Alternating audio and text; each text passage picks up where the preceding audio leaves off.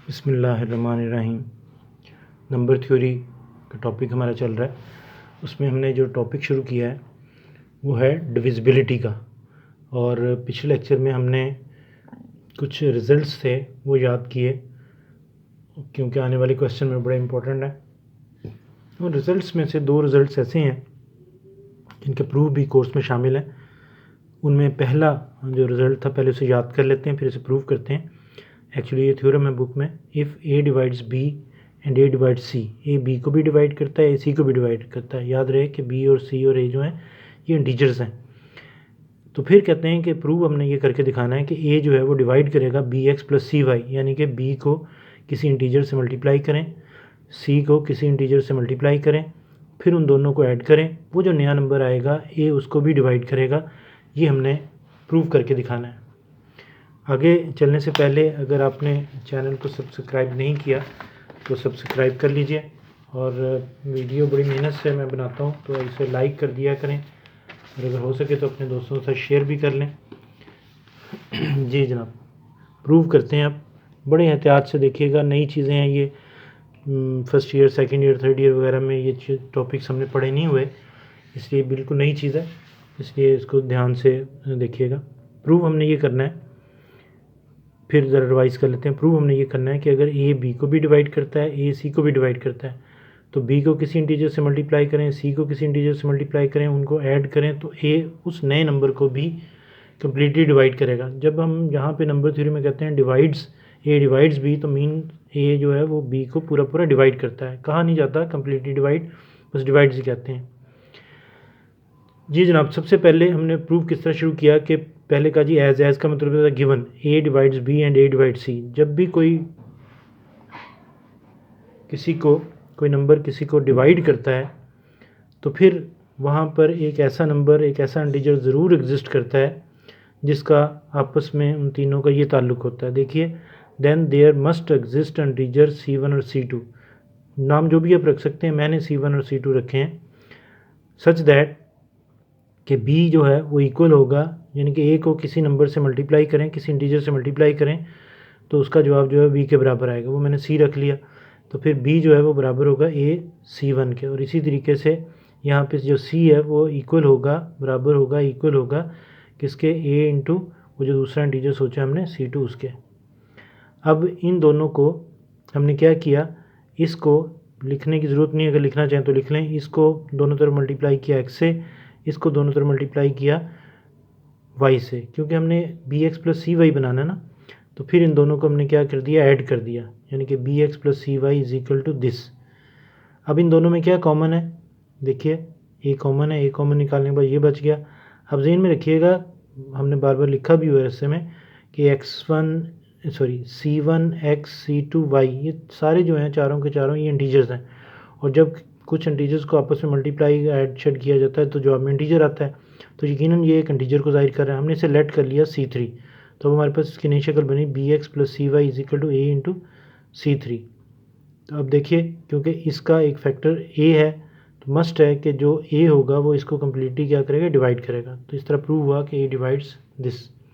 देख लीजिए, अगर कोई पॉइंट है तो आप कमेंट्स में मेरे से डिस्कस भी कर सकते हैं। जी जनाब, अब दूसरा, दो हमने उन रिजल्ट्स में से दो को प्रूव करना है। दो थ्योरम है असल में बुक में। दूसरा जो थ्योरम है इस वक्त जो प्रूव कर रहे हैं वो कुछ इस तरह है कि if A divides B1 plus B2, A B1 B2 ये सारे इंटीजर्स हैं। पूरी इसमें नंबर थ्योरी में इंटीजर्स के ऊपर ही वर्क करना है। ए डिवाइड करता है B1 प्लस B2 को, एंड साथ ही ए डिवाइड करता है B1 को। तो प्रूव कीजिए, देन का मतलब है तो प्रूव कीजिए, फिर ए डिवाइड करेगा इस दूसरे इंटीजर को भी, जो कि जिसका नाम क्या है B2। जी जनाब, थ्योरम को पहले देख लीजिए, थ्योरम की स्टेटमेंट को देख लीजिए कि वो आपको अंडरस्टैंड हो गई। जी शुरू करते हैं, बिस्मिल्लाहिर्रहमानिर्रहीम करते हैं इसको दोबारा से। प्रूफ में हमने क्या करना है कि पहले गिवन है उसको लेके चलना है। गिवन में क्या है, ए डिवाइड्स B1 प्लस B2। बात फिर वही है कि अगर कोई नंबर किसी को पूरा पूरा डिवाइड करता है तो फिर उस नंबर को किसी इंटीजर से मल्टीप्लाई करें तो उसका जवाब जो है वो इसके इक्वल होता है। यही हमने यहाँ पे यूज़ किया। वो इंटीजर जो हमने सोचा वो C1 हमने लिख दिया, इसको इक्वेशन में 1 कर लिया। दूसरा उसने क्या दिया हुआ है, ए डिवाइड्स B1, अगर ए B1 को डिवाइड करता है तो फिर मस्ट है कि B1 जो है वो इक्वल होगा ए को किसी इंटीजर से मल्टीप्लाई कर लें, वो C2 हमने सपोज कर लिया। अब ये दो इक्वेशन बन गई। पुटिंग वैल्यू ऑफ B1, यहाँ से इक्वेशन नंबर 2 में से B1 की वैल्यू निकाली और उसको पुट किस में कर दिया, इक्वेशन नंबर 1 में। Putting value of B1 from 1 and put in 2, तो putting value of B1 from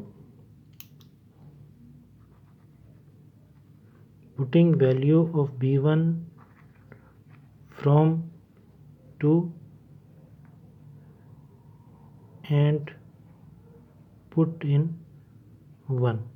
खैर जनाब, B1 की वैल्यू यहाँ से निकाल के इसमें हमने पुट कर दी, ये उसकी नई शक्ल बन गई।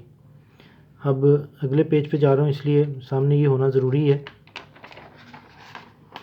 B2 यहीं पे रहा, C2 को मैंने उधर शिफ्ट कर दिया।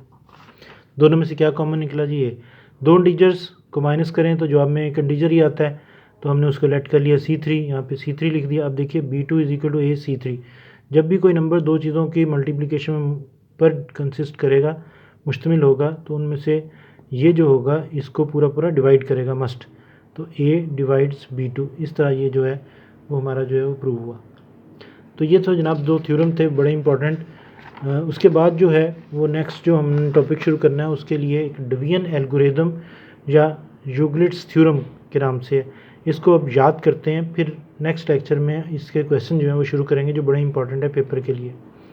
If A, B belong to Z, यानी कि A और B दो इंटीजर हैं, B जो है वो मस्ट है कि वो नॉन नेगेटिव है, then there exist unique integer Q and R, तो फिर Q और R दो इंटीजर इस तरह के ज़रूर होंगे such that A is equal to BQ plus R।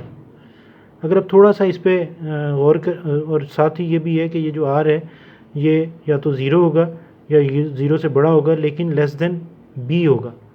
अब इसको समझने के लिए देखिएगा, बड़ी आसानी से बात समझ आ जाएगी। A को अगर मैं डिवाइड करूं B से, तो कोई नंबर आएगा, उसका क्वोशंट कह दिया, इसको इससे मल्टीप्लाई किया, ये आ गया BQ, इन्हें सब्ट्रैक्ट किया, कुछ बच गया, उसको कह दिया R।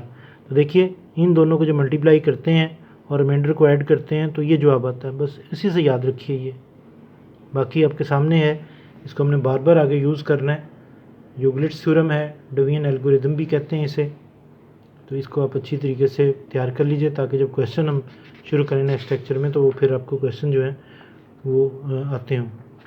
मैंने वही चीज़ नोट की सूरत में भी लिखी कि उस यूक्लिड्स थ्योरम को अंडरस्टैंड करने का इजी मेथड क्या है। ए को अंदर रख के बी से डिवाइड करें, कोई क्वोशंट आएगा, क्वोशंट को इससे मल्टीप्लाई किया, ये जवाब आ गया, सब्ट्रैक्ट किया, कोई रिमाइंडर बच गया, तो इसको अगर इन दोनों को मल्टीप्लाई करके इसमें ये ऐड कर दें तो इसके बराबर जवाब होता है। ठीक है जी, एग्जाम्पल से भी देख लेते हैं। जैसे 7 को अगर डिवाइड करें 3 से तो 3 2 ज़ा 6, रिमाइंडर क्या आ गया 1। अब देखिए इन दोनों को मल्टीप्लाई कर दिया 3 2 ज़ा 6 और ये ऐड किया तो जवाब क्या आ गया 7। इस तरह ये एल्गोरिदम जो है वो लिखा गया division algorithm. When A is divided by B then Q is a quotient and R is a remainder. तो ये मुख्तलिफ अंदाज से इसको याद करने का तरीका बताया ताकि काम में आपको मुश्किल ना हो आगे।